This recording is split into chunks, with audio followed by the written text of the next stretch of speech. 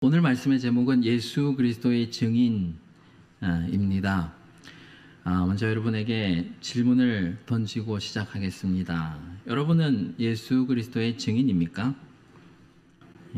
증인이라면 어떻게 하다가 증인이 되셨습니까? 누가 여러분에게 증인이 되어달라고 부탁을 했습니까? 여러분은 무엇 때문에 증인이 되는 삶을 살고 있습니까?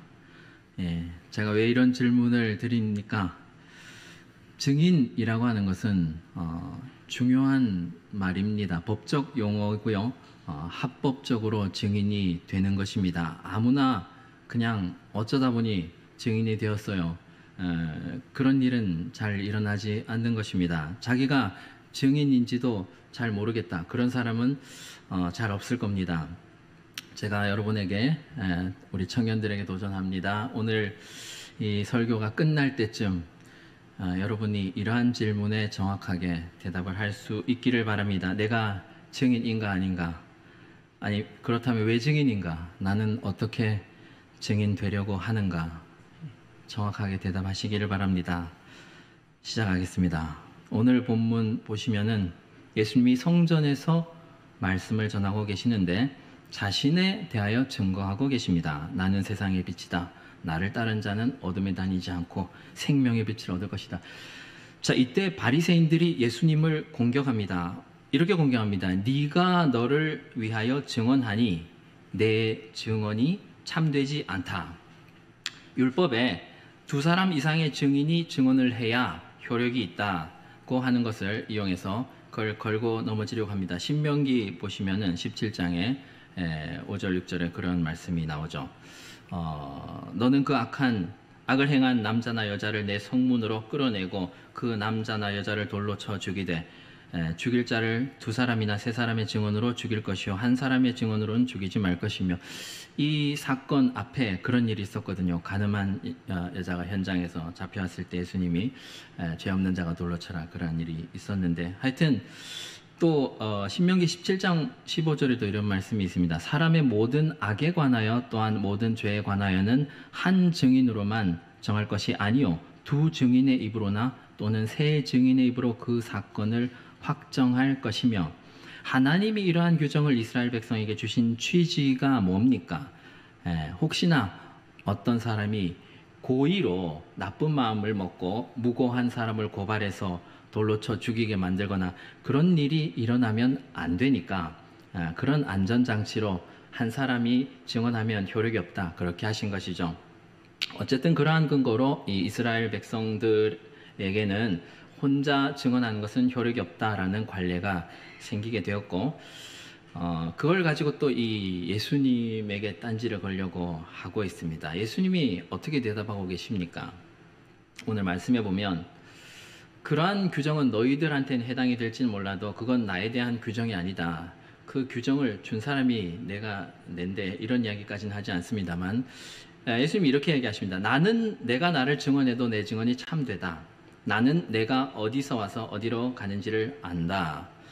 이렇게 말씀하십니다. 요한복음 3장 11절부터 13절에 진실로 진실로 내게 이르노니 우리가 아는 것을 말하고 본 것을 증언하노라. 그러나 너희가 우리의 증언을 받지 아니하는도다. 내가 땅의 일을 말하여도 너희가 믿지 아니하거든 하물며 하늘의 일을 말하면 어떻게 믿겠느냐? 하늘에서 내려온 자 곧 인자 외에는 하늘에 올라간 자가 없느니라. 예수님은 하늘에서 오신 인자입니다. 하늘에서 내려온 하나님이 하늘의 일을 말할 수 있는 것이고 당연히 그 증언은 참된 것입니다. 자, 이렇게 예수님이 얘기하시고 또 17절과 18절에서 뭐라고 하십니까? 내가 혼자 증거해도 되지만 너희들이 그렇게 또 얘기를 하니까 내가 너희들의 요구대로 그럼 한번 맞춰주겠다. 율법에도 두 사람 증인이 있으면 된다고 했으니까 내가 증인 1, 내 아버지가 증인 2, 자 이렇게 두 사람이다, 이렇게 말씀하시는 겁니다. 예수님이 스스로를 증거하시고 또 예수님의 아버지가 예수님에 대해서 증거하신다고 합니다. 예수님이 지금 아버지라고 부르는 이분은 당연히 성부 하나님이시죠. 이 성부 하나님은 예수 그리스도의 최초의 증인입니다. 이분은 예수 그리스도, 아들이신 예수 그리스도에 관하여 어떤 방식으로 증언을 하셨는가 하면 그 이야기가 요한복음 5장 37절에서 39절에 나옵니다. 제가 읽습니다. 또한 나를 보내신 아버지께서 친히 나를 위하여 증언하셨느니라. 너희는 아무 때에도 그 음성을 듣지 못하였고 그 형상을 보지 못하였으며 그 말씀이 너희 속에 거하지 아니하니 이는 그가 보내신 이를 믿지 아니함이라. 너희가 성경에서 영생을 얻는 줄 생각하고 성경을 연구하거니와 이 성경이 곧 내게 대하여 증언하는 것이니라. 나를 보내신 아버지가 친히 나를 증언하셨다고 했는데, 자, 어떻게 증언하셨습니까? 이 성경을 통하여, 이 성경이 곧 나에 대해서 증언하는 것이라.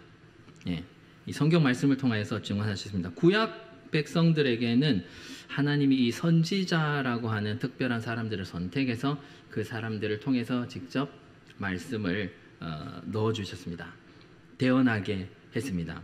선지자들이 그래서 하나님의 말씀을 대언할 때 늘 이렇게 말을 꺼내죠. 여호와께서 내게 이르시되, 여호와께서 내게 말씀하여 이르시되. 여러분이 선지서를 살펴보시면은 반드시 그렇게 말을 하고 있는 것을 볼 수 있습니다.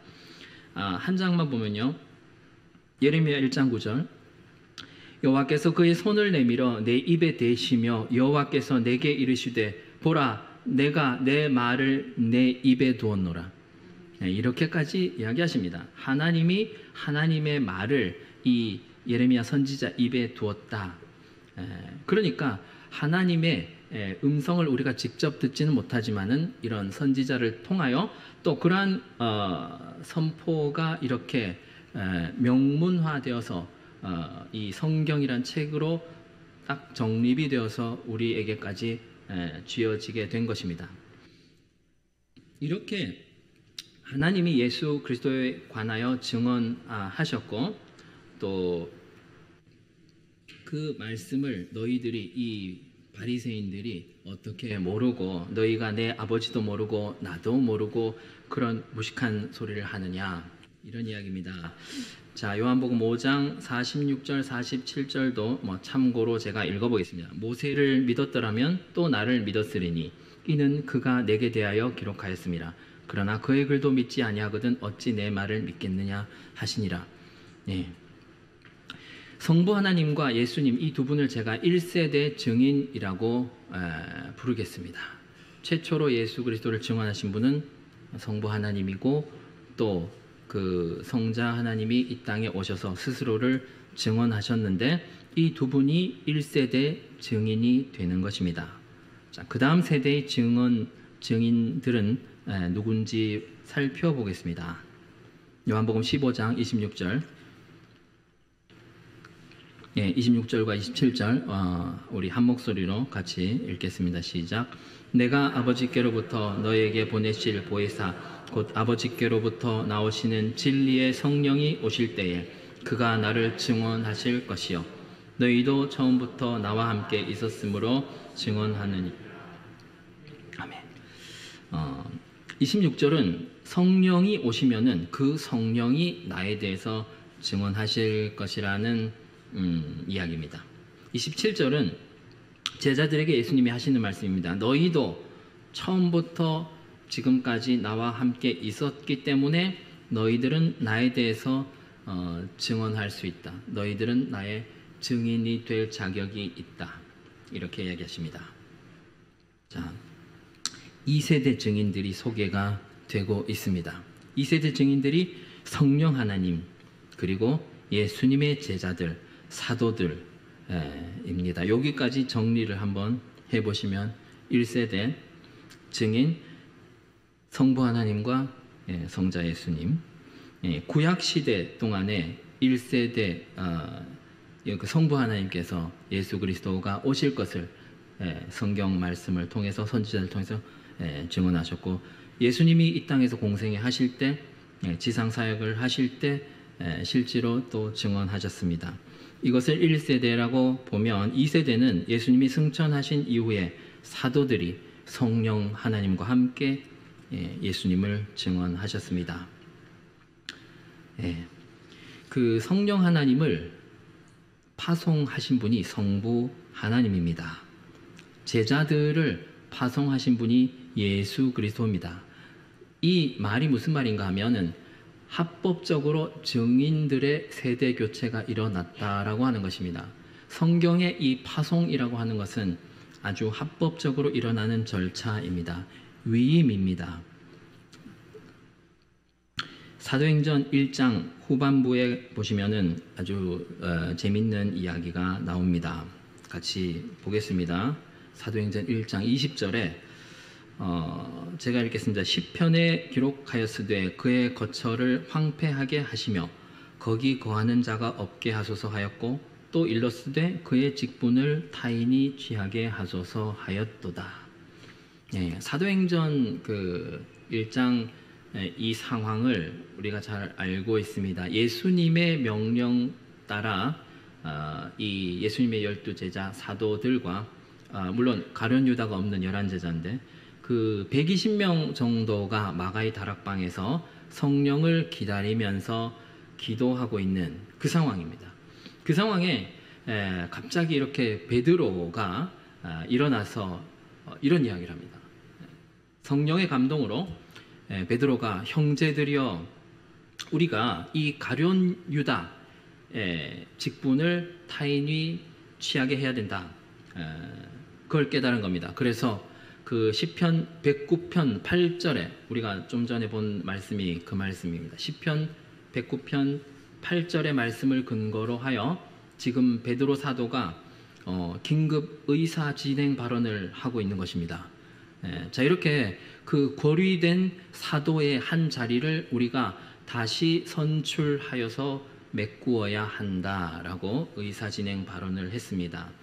그 다음 구절이 뭐냐면은 사도될 자의 조건으로 이런 이야기를 보충 설명을 합니다. 21절과 22절에 이러함으로 요한의 세례로부터 우리 가운데서 올려져 가신 날까지 주 예수께서 우리 가운데 출입하실 때에 항상 우리와 함께 다니던 사람 중에 하나를 세워 우리와 더불어 예수께서 부활하심을 증언할 사람이 되게 하여야 하리라 라고 사도 베드로가 이야기를 합니다.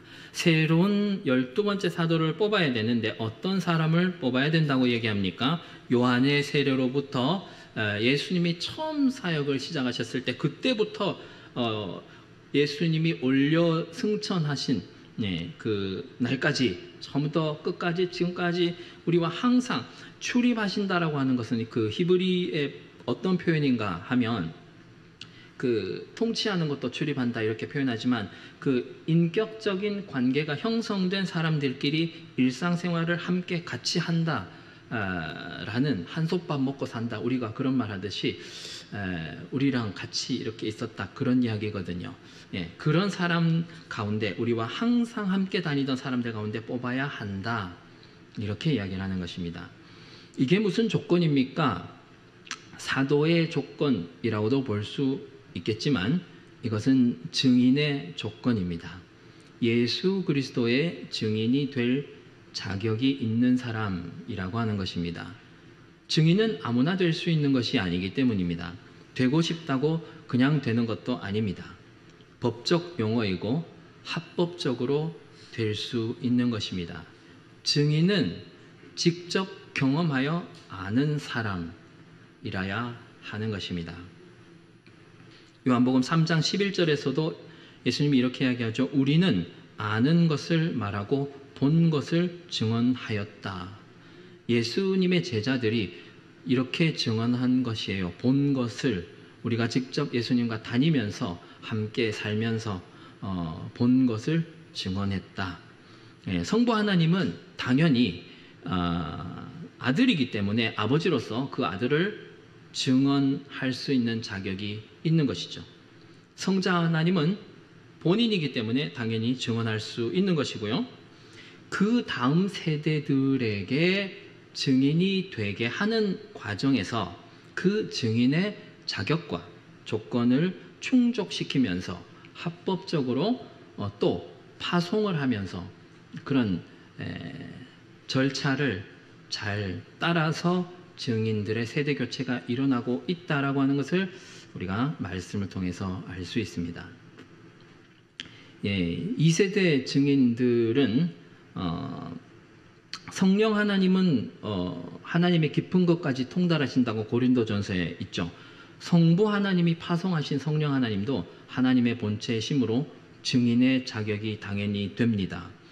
그리고 예수님의 제자들도 예수님을 직접 경험하여 안 사람들이기 때문에 증인의 자격을 갖추었을 뿐만 아니라 예수님 자신으로부터 내 증인이 되어 달라는 위임을 받습니다. 어떻게 표현하시는가 하면은 아버지가 나를 보내신 것 같이 나도 너희를 보내노라. 아버지가 나를 파송해서 내가 오는 것이에요. 하나님은 삶 위에 하나님이 일을 하시는 것을 우리가 보면 하나님임에도 불구하고 모든 것의 주인이시고 창조주이시고 법을 만드시고 질서를 만드시는 분이 절대로 그 마음대로 하는 것이 없어요. 질서대로, 법대로, 절차대로 이렇게 하는 것입니다. 하나님, 성부 하나님이 파송하셔서 내가 오고 내가 너희를 사도로 임명하고 부르고 파송해서 너희가 내 증인이 되는 것이다. 성령 하나님도 정당한 절차에 의해서 파송하는 것입니다. 사도행전 5장 32절 보겠습니다.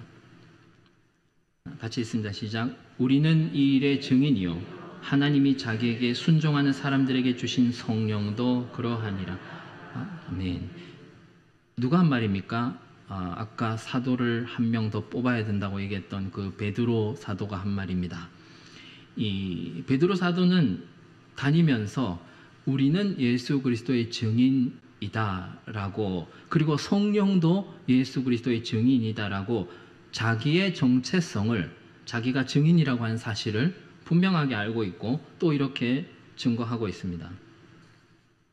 자, 이제 3세대로 넘어가도록 하겠습니다. 그럼 그 사도들이 죽고 나면 그 다음엔 증인들이 없습니까? 요한복음 14장 26절에 보혜사 곧 아버지께서 내 이름으로 보내실 성령 그가 너희에게 모든 것을 가르치시고 내가 너희에게 말한 모든 것을 생각나게 하시리라.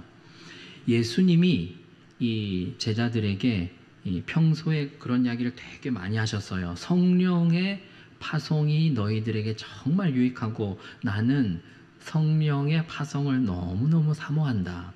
빨리 그날이 왔으면 좋겠다. 내가 너희들과 육신으로 함께 있는 것보다 내가 가서 성령을 오시게 해서 그 성령이 너희와 함께 있는 것이 훨씬 더 유익하다. 그런 이야기를 많이 했습니다. 요한복음 14장 16절과 17절을 우리가 찾아서 같이 읽어보도록 하겠습니다. 시작. 내가 아버지께 구하겠으니 그가 또 다른 보혜사를 너희에게 주사 영원토록 너희와 함께 있게 하리니 그는 진리의 영이라. 세상은 능히 그를 받지 못하나니 이는 그를 보지도 못하고 알지도 못함이라.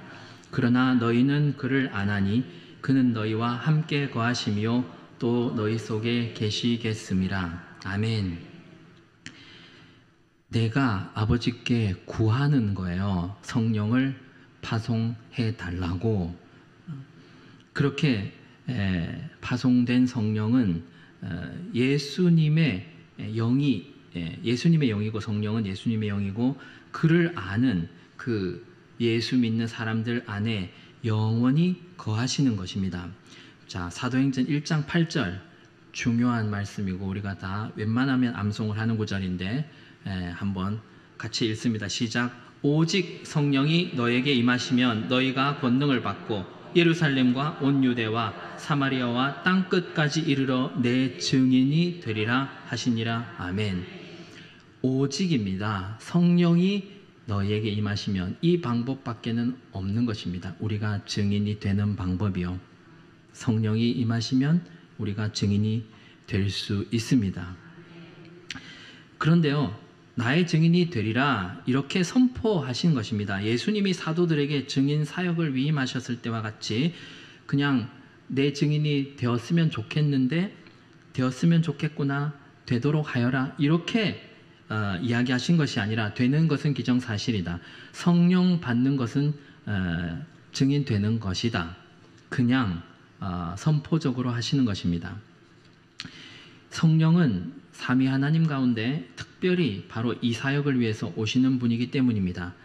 우리 저번에 또 많이 얘기했지만은 한 번 더 복습하면 성부 하나님은 구원의 주체이시고 성자 하나님은 구속 사역을 실행하신 분이고 성령 하나님은 그 성자 하나님이 이루어 놓으신 구속을 각 사람들에게 적용하시는 분이다. 이렇게 우리가 정리를 할 수 있습니다.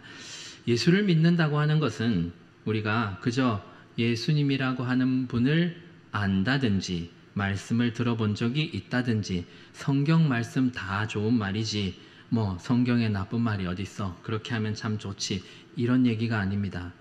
직접 경험해서 내가 직접 경험해서 예수님이 그 제자들과 함께 거하셨던 것처럼 그런데요 우리는 예수의 영인 성령과 함께 거하는데 그 친밀도는 그 이상입니다. 요한복음 14장 20절에 같이 보겠습니다. 시작. 그날에는 내가 아버지 안에 너희가 내 안에 내가 너희 안에 있는 것을 너희가 알리라. 아멘. 예수님은 제자들 뿐만 아니라 믿는 자들 안에 성령으로 임재하고 싶으셨던 겁니다. 삼위의 하나님의 그 교제는 완전한 교제요. 근본 본체처럼 연합이라는 말로 표현됩니다. 우리가 그 연합 안에 들어가기를 하나님이 바라시는 것입니다. 우리가 예수 믿을 때 이러한 일이 일어납니다. 그 날에는 언제입니까? 우리가 성령을 받는 날에는 삼위의 하나님이 연합하신 그 연합 가운데로 우리가 들어가게 된다고 하는 것입니다. 이 얼마나 놀라운 사실입니까? 이런 엄청난 일이 일어날 수 있기 때문에 예수님은 성령의 파송을 그렇게도 고대하셨던 것입니다. 정리해 보겠습니다. 우리 1세대, 2세대, 3세대 증인들을 그러면 다시 한번 정리를 해서 1세대, 2세대, 3세대. 3세대는 사도들 이후부터 주님의 재림까지 성령 받은 우리들이 그 3세대 증인입니다. 제가 간단하게 표로 한번 표도 아니고 그 PPT 한번 띄워주시면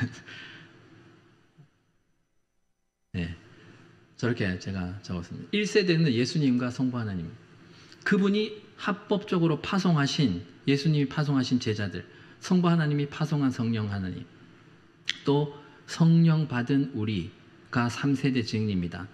자, 아까 뭐라고 했는가 하면 내가 성부 하나님께 가서 구하겠다. 예수님이 이런 표현을 했어요. 자, 저러한 파송이 합법적으로 이루어지는 절차와 질서가 있어요.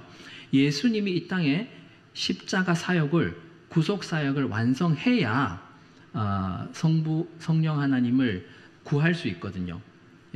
이렇게 표현하면 청구한다라고 표현합니다. 예수님이 모든 지상 사역을 완수하시고 그 십자가 사역을 근거로 아버지께 성령의 파송을 청구하십니다. 그러면 그 아버지는 그 아들의 합법적인 청구에 의해서 합법적으로 성령을 파송하실 수가 있게 되는 것입니다. 우리 하나님이 절대로 그냥 일하시는 분이 아닙니다. 이런 엄청난 그 질서와 법을 따라서 합법적으로 그리고 그 성령을 통하여서 우리가 증인이 된 것이고 또 우리가 예수님의 파송으로 그 증인으로 사역을 위임을 받는 것입니다. 사랑하는 여러분, 성령 받는 것과 예수 그리스도의 증인이 되는 것은 같은 이야기입니다. 그래서 예수 믿는 우리들은 예수 그리스도의 증인입니다. 우리는 아는 것과 우리가 직접 경험한 예수를 증거해야 하는 것입니다. 히브리서 12장 1절에 보시면은 허다한 증인들, 구름같이 둘러싼 허다한 증인들에 대한 이야기가 나오는데요. 그 증인들이 누군가 하면 그 앞에 히브리서 11장에 나오는 사람들을 보고 하는 말이에요. 히브리서 11장은 우리가 잘 알듯이 믿음의 장이라고 하고 거기는 아벨부터 에녹, 하나님과 동행했던 에녹, 의인이라고 인정받았던 노아, 믿음의 조상 아브라함, 이삭, 야곱 등등 성경 속에서 믿음의 삶으로 하나님께 인정을 받은 사람들, 믿음의 명예의 전당입니다. 그 사람들을 성경은 뭐라고 부르고 있습니까? 증인이라고 부르는 것을 알 수 있습니다. 예수 그리스도의 증인은 말로 증거하는 것이 아니라 우리의 삶으로 증거하는 사람입니다.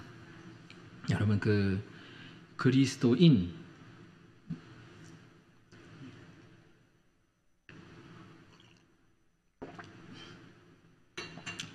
그리스도인이란 말이 언제부터 나왔는지 아십니까?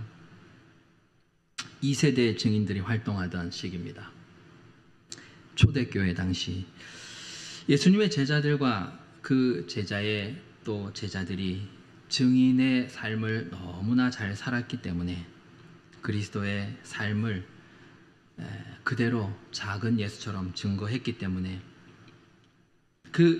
우리 믿음의 선배들이 세상 사람들로부터 얻어낸 그 이름입니다. 저 사람들은 어떻게 예수 그리스도와 똑같냐?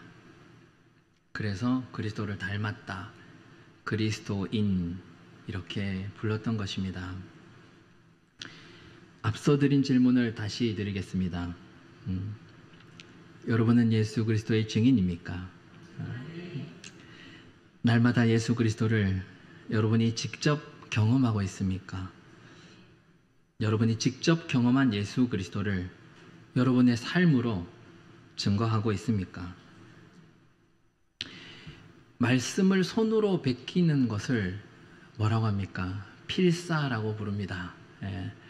쉽지 않습니다. 우리가 앞으로 또 성조 훈련하고 할 때 필사를 많이 할 건데 필사적으로 해야 될 수 있는 것이 필사입니다. 죽을 각오를 해야 할 수 있는 게 필사입니다. 하지만은 손으로 베끼는 것도 어렵지만은 그보다 훨씬 어려운 것은 이 성경을 내 삶으로 베껴내는 것입니다. 이것은 죽을 각오 정도 아니라 그냥 진짜로 내가 죽어야 할 수 있는 일입니다. 가장 아름다운 성경의 버전은 사해사본도 아니고 킹 제임스 버전도 아니고 한글 개역개정판도 아니고 우리 삶으로 번역한 번역본, 성경 오해리 버전, 성경 박예성본, 성경 유집사판, 이러한 사본들이 가장 아름다운 성경의 번역본인 줄 믿습니다. 이러한 사본들이 우리 영신교에서 많이 나왔으면 좋겠습니다. 당신은 예수 그리스도의 증인입니까? 우리 찬양 드리겠습니다.